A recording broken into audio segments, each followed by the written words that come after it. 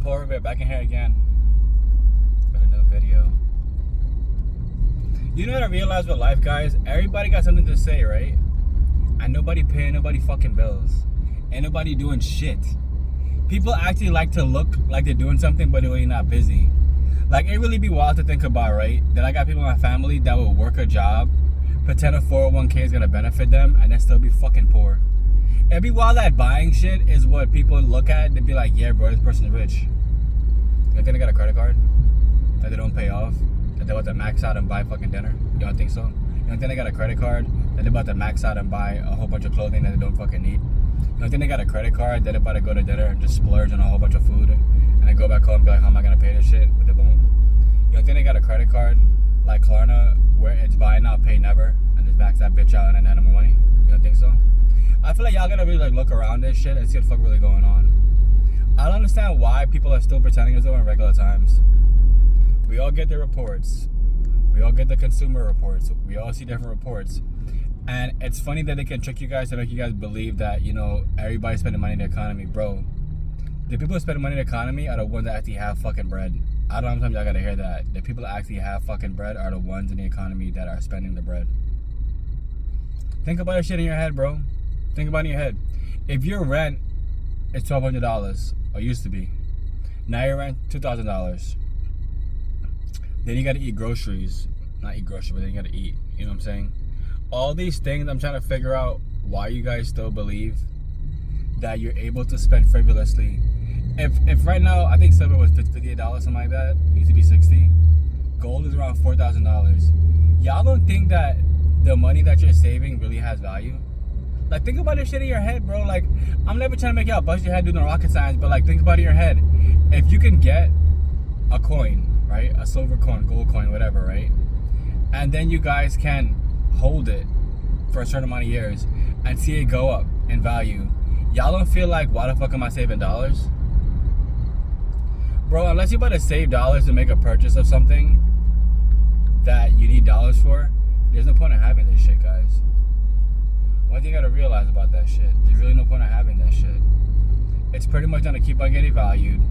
Your money getting valued every single day, as we all know. And it's just like the fact that y'all still believe in a filling system, that is the most diabolical part. It's kind of like you guys don't have the blinders on. Like, you guys kind of just look around and take everything for surface value, and then you kind of like, oh my god, I don't know how we became so poor as a nation. Bro, because you chose to believe in fucking bullshit. Like, people that are still invested in NVIDIA. Bro, they literally told you that NVIDIA is buying back their own stock. Buying back their stock. Buying back their own chips, like their whole supply and everything, which is all like falsely made. And y'all still believe in these stupid ass stocks. Like, bro, it's really crazy to me. It really is.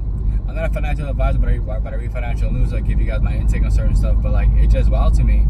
It's wild to me that y'all can hear all these stories coming out and y'all can still invest in fucking bullshit. I really feel sorry for the young generation, because like, if you're 16, 17 years old, you're not formulating what the fuck is going on right now. All you know is you can't buy a house. All you know is you can't afford to do this. All you know is you can't afford to do that. And like, you know, that shit will trouble anybody, because like, why would you want to live a life where you can't afford anything? You know? It just so happens that now it's been put on the global scale that, you know, the average house is what, 500K, maybe a little less than that.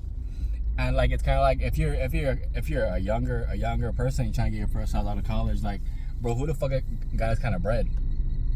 Like, where's the money coming from? The best thing you can do right now, guys, is get financial education. Is invest in some books, read some books, buy some ebooks from the store, buy some jewelry from the store.